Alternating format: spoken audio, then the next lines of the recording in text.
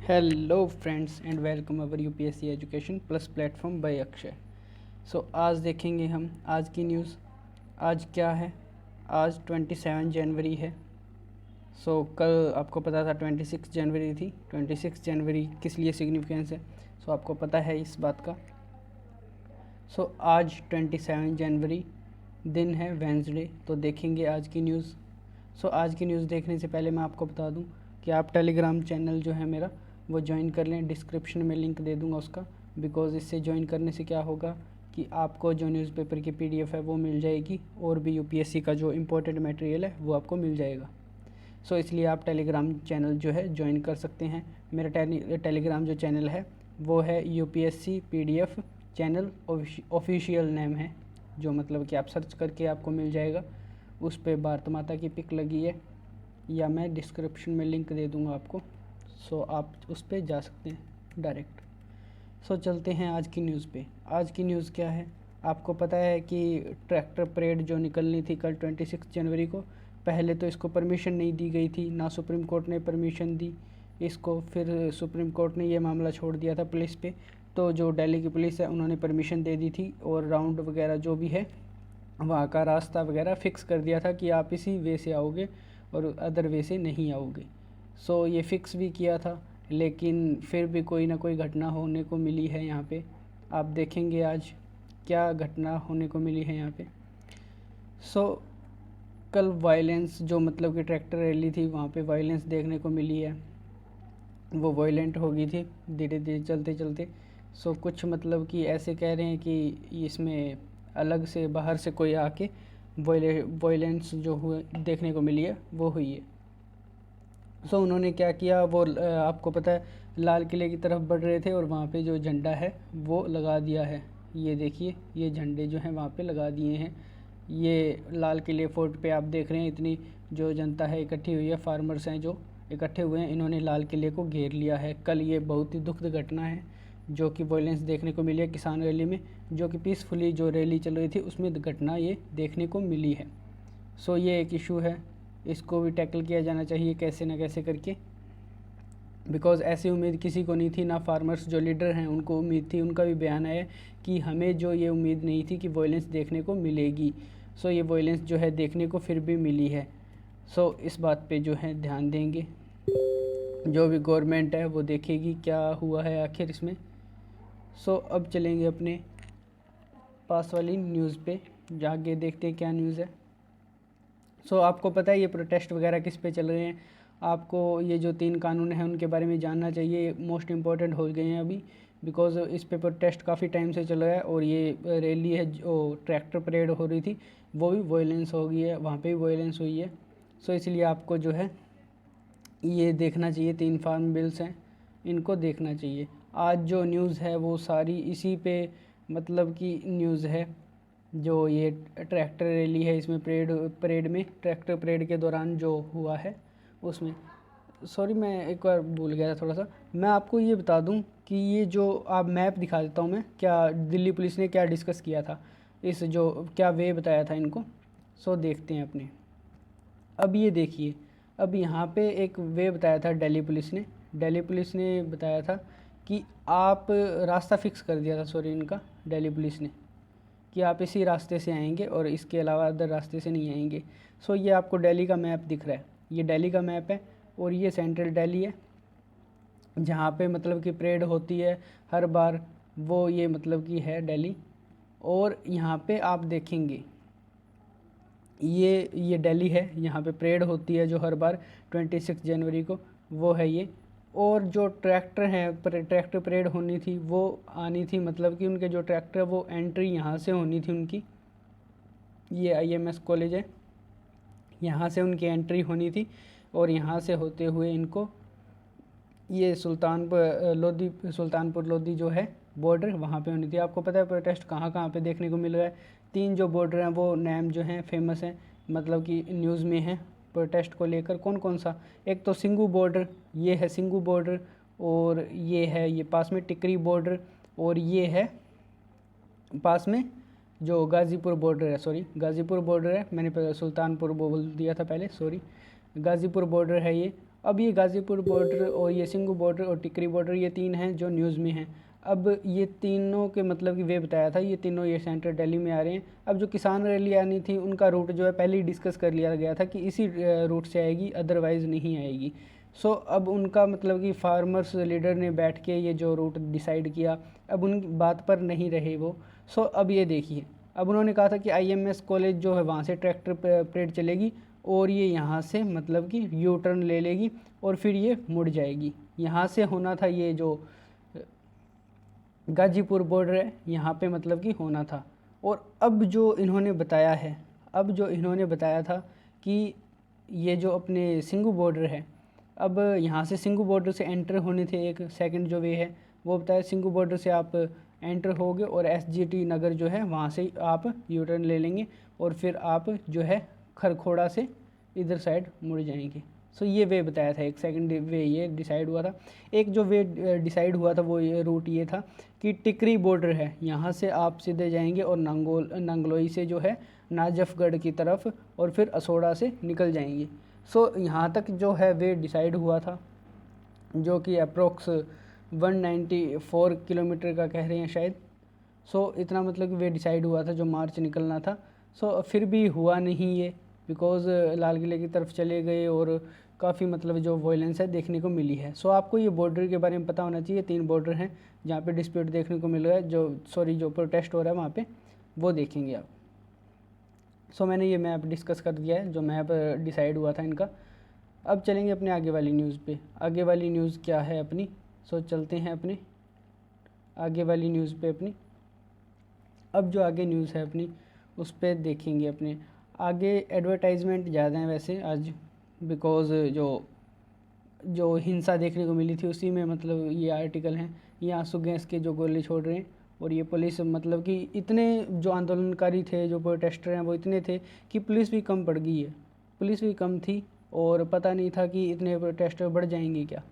सो protester काफ़ी थे, आपको देखने को मिले। ये देखो वायलेंस देखने को, आज पूरी जो न्यूज़ है वो इसी पे है। ये देखने को परेड जो है उसमें है ये जो परेड आपको पता है दिखाते हैं, जो झांकियाँ निकलती हैं अच्छी अच्छी, वो है ये। वैसे काफ़ी अच्छी होती है, जिनको टाइम मिला था उन्होंने देखा भी है। और ये देखो प्रोटेस्टर, आज में प्रोटेस्ट जो चल रहा है उन्हीं के जो हैं, काफ़ी छाई हुई है न्यूज़। ये देखिए, ऐसी कोई न्यूज़ नहीं है जो उनसे बाहर हो। ये देखिए, सभी रैली पे ही न्यूज़ है आज की ज़्यादा। ये देख, सभी रैली जो किसान रैली है उसी पे है। सो अब चलेंगे एडिटोरियल पे अपने। एडिटोरियल में क्या बताया गया है, आज का जो एडिटोरियल है उस पर देखेंगे अपने। सो एडिटोरियल जो है टैक्सिंग क्लंकर्स, ये कल भी न्यूज़ आई थी, आपको मैं बता दूं। टैक्सिंग क्लंकर्स क्या होते हैं, जो मतलब कि कबाड़ जो पुराना काफ़ी हो गया हो ना, उनको क्लंकर्स कहते हैं। जैसे गाड़ियाँ वगैरह जो काफ़ी पुरानी हो जाती हैं वो क्लंकर्स होते हैं, मीन्स कबाड़ टाइप।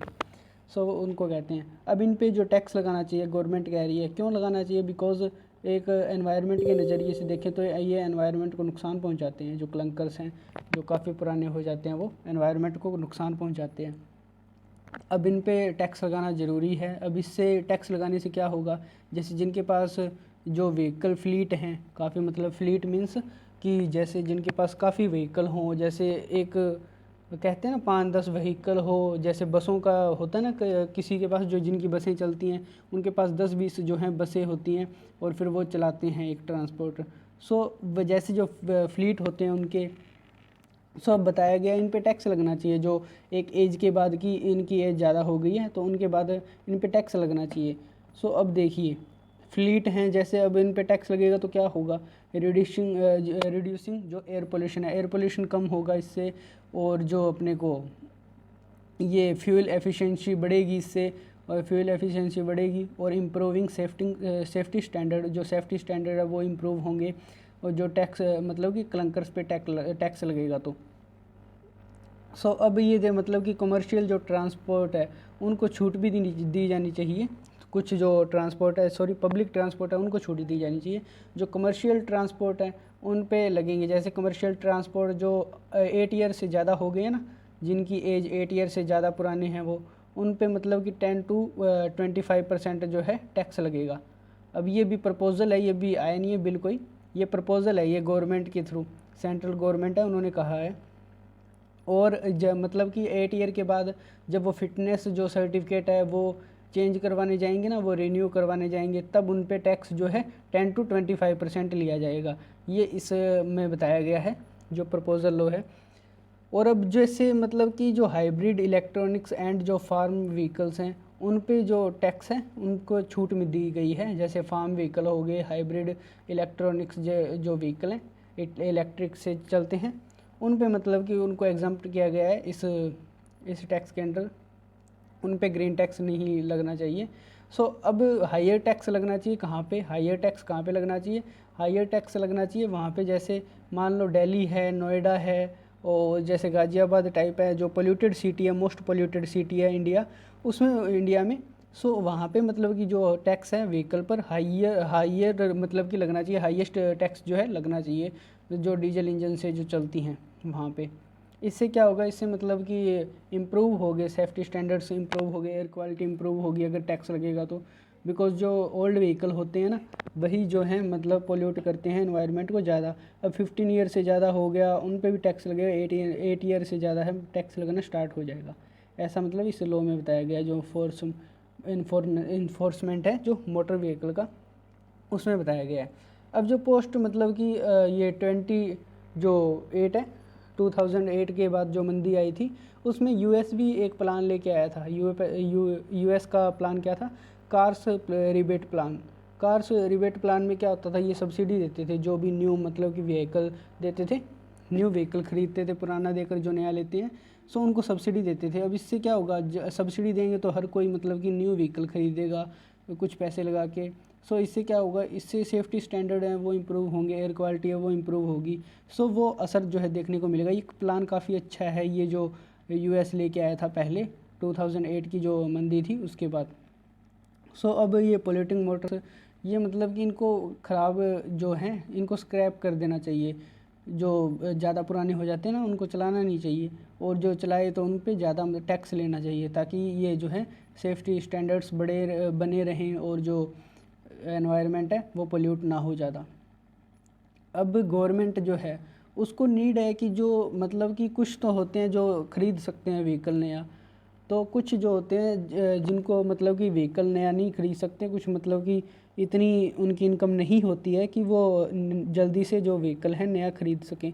सो गवर्नमेंट को इन पे इक्विटी देनी चाहिए, मतलब कि इनको सब्सिडी वगैरह देनी चाहिए, शेयर करना चाहिए इनको। जैसे ऑटो रिक्शा ड्राइवर्स हैं इनको भी, जो गरीब लोग हैं, जैसे अब ऑटो रिक्शा वालों पे के पास ज़्यादा होते हैं जो 8 ईयर से या 15 ईयर से ये सेकंड हैंड लेते हैं और वही जो चला होता है, तो ऐसा मतलब कि सिस्टम देखने को मिलता है। सो इन पे सब्सिडी दी जानी चाहिए, ज़रूरतमंद हैं जो गवर्नमेंट को। सो एक जो प्लान आया था JNNURAM स्कीम, ये जो 2009 में आई थी। अब ये स्कीम कौन सी है, अब आप ऐसे सोचेंगे कोई मतलब पता नहीं होगा, ये ऑल इंडिया में थी। अब ये दिल्ली वालों को पता होगा, मोस्ट दिल्ली में काफ़ी कारें जो है चेंज हुई थी इस स्कीम के अंडर। सो दिल्ली वालों को ज़्यादा पता होगा इसके बारे में। अब इसमें क्या हुआ था, green post pandemic recovery plan था जो। अब इस JNNURM में क्या हुआ था, इसमें बसेज जो हैं चेंज की गई थी सब्सिडी दे के। सो वो मतलब कि है ये स्कीम है।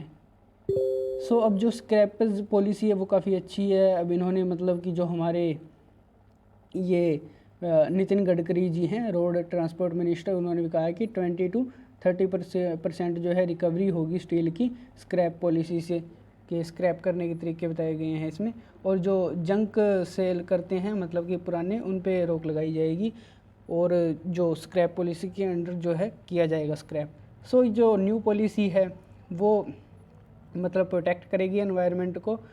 सो ये जो था आर्टिकल काफ़ी अच्छा आर्टिकल था ये। सो आपको पढ़ना चाहिए, इसमें आपको व्यूज़ मिलेंगे आपको अपने। सो आपको भी खुद को एक बार पढ़ना चाहिए, मैंने तो इसको पढ़ा दिया है आपको। सो अब देखेंगे अपने आगे जो मैनी वल्नरेबिलिटीज़ हैं, वो आर्टिकल आया हुआ है। अब इसमें क्या है, इसमें आपको पता है जो इलेक्शन कमीशन ऑफ इंडिया है, उन्होंने कहा था रिमोट सेंसिंग की जो हम विधि है वो लेके आएंगे नहीं, जो मतलब इलेक्शन होंगे वो उसी से होंगे, घर बैठे दे सकेंगे। सो उसको मतलब कि कह रहे हैं कि ब्लॉकचेन से जुड़ा जाए। अब ब्लॉकचेन क्या होता है, एक तो आपने ब्लॉकचेन पढ़ा होगा, उसमें ये अपने किसमें अपने आता है ब्लॉकचेन जो है, इसमें आता है बिटकॉइन में आता है। इसमें मतलब कि फ्रॉड करना मुश्किल होता है ब्लॉकचेन से जुड़ जाए तो अगर सिस्टम। सो ब्लॉकचेन के बारे में एक आप पढ़ेंगे। और जो ब्लॉकचेन है, अब अगर ये इसमें आएगा तो ब्लॉकचेन में मतलब कि इलेक्शन जो है मतलब करप्ट नहीं होंगे। जैसे कई बूथ कैप्चरिंग देखने को मिलती है कि अपने अंडर में जो है बूथ कैप्चर करके अपने पास जो है वोट डलवाते हैं। सो वो देखने को नहीं मिलेगा। अब जो गवर्नमेंट है, गवर्नमेंट क्या जो इलेक्शन कमीशन है, सुनील अरोड़ा, उन्होंने कहा है कि हम ऐसी जो विधि हैं वो लेके आएंगे, और वो भी संदिग्ध है विधि। अभी तक आईआईटी मद्रास वालों के साथ मिलके ये बना रहे हैं ऐसी मतलब कि टेक्निक जो है कि जो इलेक्शन कमीशन जो है यूज़ कर सके कि रिमोट सेंसिंग का तरीका। सो आप इसको देखेंगे, ब्लॉकचेन से बात की गई है जोड़ने की इसको। और ये आर्टिकल काफ़ी अच्छा था। अब जो है अपने चलेंगे पास वाले आर्टिकल पर, देखते हैं क्या है इम्पोर्टेंट। अब इसमें कोई इम्पोर्टेंट है नहीं इतना। अब ये जो आर्टिकल आया है ये यूएनएससी में आपको पता है उस पे यूएनएससी पे आया हुआ है। भारत लगातार डिमांड कर रहा है कि हमें जो है स्थायी सदस्यता दी जाए, परमानेंट सीट जो है यूएनएससी में दी जाए। लेकिन भारत के आगे एक ही रुकावट आती है, चाइना। बाकी सब सपोर्ट कर रहे हैं लेकिन चाइना तो है भाई सपोर्ट नहीं कर रहा। और अगर सपोर्ट करता है तो आपको पता है वीटो पावर होती है इनके पास, सपोर्ट का अगर कोई करता है तो भी नहीं चलती किसी की। सो अगर एक ने मना कर दिया तो सभी का मना माना जाता है। तो इसलिए मतलब कि इसमें बताए गए हैं चैलेंजेस क्या क्या है इंडिया से रिलेटेड। ये आर्टिकल वैसे काफ़ी डिस्कस कर चुके हैं, पहले भी आ चुका है, न्यूज़ में रेगुलर रहता है ये यूएनएससी में। और अब जो आपको पता है यूएस हैं उनका व्यू क्या है, अपनी तरफ ही है व्यू जो उनका है कि जो बिडेन जी आए हैं। सो वो देखने को है यूएनएससी में जो सीट की है परमानेंट चर्चा जो है वो चल रही है कि परमानेंट सीट बढ़ाई जाए। यूएस से इंडिया हकदार भी है इसका। ये जो आर्टिकल है काऊ साइंस के बारे में बताया गया है कि काऊ को जो है कैसे माता बना दिया गया है, मतलब सॉरी माता तो है ही, मतलब ऐसे एक जो है अपनी आस्था में जोड़ लिया है उसके बारे में मतलब कि बताया गया है कि कई जो है इसका मिसयूज़ करते हैं काऊ साइंस का। सो उसके बारे में इसमें डिस्कस की गई है। अब ये जो आर्टिकल है ये आपको पता है वो वॉयलेंस हुई थी जो नरेंद्र मोदी जी देख रहे हैं, ऐसा करके मतलब दिखाया गया है इसमें कि वॉयलेंस देखने को मिली है ट्रैक्टर परेड वाले दिन। सो वो है ये। अब चलते हैं अपने आगे वाली न्यूज़ पे, पेज नंबर 8 पे। ये देखिए पेज नंबर 8 पे ये भी न्यूज़ सारी जो है वो अपने हैं यहाँ से आंदोलन से रिलेटेड जो है न्यूज़ है, जो न्यूज़ है आंदोलन से रिलेटेड है। अब ये फार्म लीडर्स जो हैं वो ब्लेम कर रहे हैं कि एंटी सोशल एलिमेंट जो हैं आए हैं। जो फार्म लीडर्स हैं उनको भी नहीं पता था कि ऐसा कुछ होगा। तो जो एंटी सोशल एलिमेंट का मतलब है ये कह रहे हैं कि बाहर से कोई ऐसे तत्व हैं जो शरारती तत्व हैं जिन्होंने शरारत की है, जिनका मतलब कि किसान जो है उन्होंने कुछ नहीं किया है बेचारों ने। सो ऐसा कहना है जो किसान लीडर्स हैं उनका कहना है ये। अब देखते हैं क्या होता है। अब ये देखिए आपको पता है कल भी ये न्यूज़ आई थी, परमवीर चक्र से सम्मानित होंगे कौन, जो गलवान हीरो हैं। अब ये गलवान हीरो इनका नाम क्या है, चंद्रशेखर राव। कल भी इनका नाम आया था, सॉरी चंद्रशेखर राव नहीं, जो संतोष बाबू हैं, कर्नल संतोष बाबू। कल भी इनका नाम आया था कि आपको पता है 26 जनवरी है, यहाँ पे अवार्ड वगैरह घोषित किए जाते हैं, अवार्डीज़ के नाम जो दिए जाते हैं। सो अब यहाँ पे क्या हुआ था, यहाँ पे हुआ था इनको महावीर चक्र दिया गया है। अब महावीर चक्र किन को दिया जाता है, महावीर चक्र उनको दिया जाता है जो युद्ध में शहीद हुए हों। अब युद्ध तो हुआ नहीं कोई, लेकिन फिर भी इनको महावीर चक्र दिया जा रहा है। क्यों दिया जा रहा है, बिकॉज़ ये तब की घटना है जब जून जो है लास्ट ईयर जून में जो लड़ाई हुई थी, सॉरी लड़ाई क्या मतलब कि हाथापाई हुई थी इंडिया और ये चाइना के बीच में। तो उसमें से 20 जवान जो हैं शहीद हुए थे। अब 20 जवान जो शहीद हुए थे उनमें से एक जवान ये थे संतोष बाबू। सो अब इनको जो मेडल दिया जा रहा है इसलिए दिया जा रहा है ताकि चाइना जो है देखे कि ये जो कंडीशन बनी थी हमारे लिए युद्ध से कम नहीं है, कि हम इसको युद्ध ही मानते हैं कि आपने हमारे 20 जवान जो हैं शहीद किए, और मतलब उसके लिए जो है महावीर चक्र इनको दे रहे हैं, महावीर चक्र। संत महावीर चक्र से सम्मानित किया जा रहा है इनको, संतोष बाबू जी को। आपको पता है 200 जो 9 है शायद गैलेंट्री मेडल्स भी दिए जाएंगे CAPF को और जो है अपने पुलिस को। सो वो भी आप देख लेंगे। अब ये कुछ है नहीं इतना, ये एलिफेंट है जो उनकी डेथ हुई है जो इलेक्ट्रिक शॉर्ट से। अब देखो सारी जगह ट्रैक्टर परेड ही छाई हुई है भाई। ये देखिए आज की न्यूज़ सारी जो है कल की जो हिंसा हुई थी उसके ऊपर है। इतनी इम्पोर्टेंट न्यूज़ कोई है नहीं। ये देखिए ये दिया गया है कि बैरिकेड्स तोड़ दिए, पुलिस ने बैरिकेड्स लगाए थे तो बैरिकेड्स भी जो हैं तोड़ दिए। हाउ टू फार्मर्स प्रोटेस्ट लो इट्स वे, मतलब कि अपने तरीके से जो कर रहे हैं जो। ये देखिए आप सारी न्यूज़ ये उसी पे है। ये देखिए कल की जो जैसे परेड हुई थी वो अलग देखने को मिली है थोड़ी सी, बिकॉज़ हर बार जैसे परेड होती है वैसे नहीं थी, भीड़ भी कम थी वैसे जो कल परेड हुई है। अब कैंसिल तो नहीं कर सकते इसको परेड वगैरह को, जो भी हमारा प्रोग्राम होता है, बिकॉज़ ये काफ़ी इम्पोर्टेंट होता है और काफ़ी टाइम से हम करते आ रहे हैं। सो इम्पोर्टेंट है अपने लिए ये करना। लेकिन जो भीड़ है वो काफ़ी कम थी और ये प्रोग्राम है ना के बराबर था। काफ़ी मतलब कि कम जवान जो देखने को मिले हैं परेड वगैरह में, और झांकियाँ भी काफ़ी कम निकली थी। सो ये आप देख सकते हैं। अब ये देखिए आगे चलते हैं अपने, आगे कोई न्यूज़ है क्या। ये पद्मा अवार्ड आपको पता है कल घोषित किए गए थे अवार्डीज़, उसके बारे में कल जो इम्पोर्टेंट न्यूज़ थी वो यही थी कि जो 26 जनवरी को है, आपको पता है कि अवार्डीज़ घोषित किए जाते हैं, तो हमारे लिए अवार्डीज़ घोषित किए गए थे। पद्म भूषण के, पद्म विभूषण के जो अवार्डीज़ हैं घोषित किए गए थे। इनके लिए भी वीडियो बनाएंगे अगर हुआ तो। सो ये देखिए न्यूज़। अब यूएस ने कहा है कि हम जो है रीस्टोर करेंगे कौन से रिलेशन किन के साथ, पैलेस्टीन के साथ। आपको पता है पैलेस्टीन जो है इज़राइल जो ये ट्रम्प जी हैं जो इज़राइल का साथ देते थे, तो पैलेस्टीन इशू मतलब कि काफ़ी बड़ा हुआ था। अब जो नए प्रेसिडेंट बने हैं ये हमारे जो बिडेन जी, उन्होंने कहा है कि हम पैलेस्टीन के साथ रिलेशन अच्छे करेंगे और रिस्टोर करेंगे अपने रिलेशंस को। सो पैलेस्टीन के बारे में बताया। आपको इजराइल की लोकेशन देख लेनी है कहाँ पे है। अब बिजनेस सेक्शन पे आएंगे। बिजनेस सेक्शन में क्या न्यूज़ है। सो बिजनेस सेक्शन में न्यूज़ है कि overseas investment by Indian firms dip to 1.45 billion in December. अब ओवरसीज़ जो इन्वेस्टमेंट है वो क्या होता है, ओवरसीज़ जैसे विदेशी जो होते हैं वो इन्वेस्टमेंट करते हैं, उनको कहते हैं ओवरसीज़ जो इन्वेस्टमेंट है। सो ये कम हुआ है अब की बार, इसमें गिरावट देखने को मिली है। सो वो इसके बारे में बताया गया है यहाँ पे। कोविड की वजह से इसमें जो है गिरावट देखने को मिली है। इंडिया सेट टू ग्रो 11.5% इन 2021। जो IMF है उन्होंने कहा है कि इंडिया जो है जो 2021 में है 11.5% ग्रो करेगा, इसकी GDP जो है ग्रो करेगी। अब ये है IMF की जो रिपोर्ट है। अब एक और कॉन्ट्रास्ट देखने को मिलता है यहाँ पे, जो GDP है अब फिक्की ने रिपोर्ट निकाली है कि जो है लो देखने को मिलेगी जो 2021 में इकनॉमी है इनका। सो उसके बारे में बताया गया है। एक तरफ तो कह रहे हैं बढ़ेगी, एक तरफ कह रहे हैं घटेगी। अब देखते हैं क्या होता है भाई। अब आज यही न्यूज़ थी।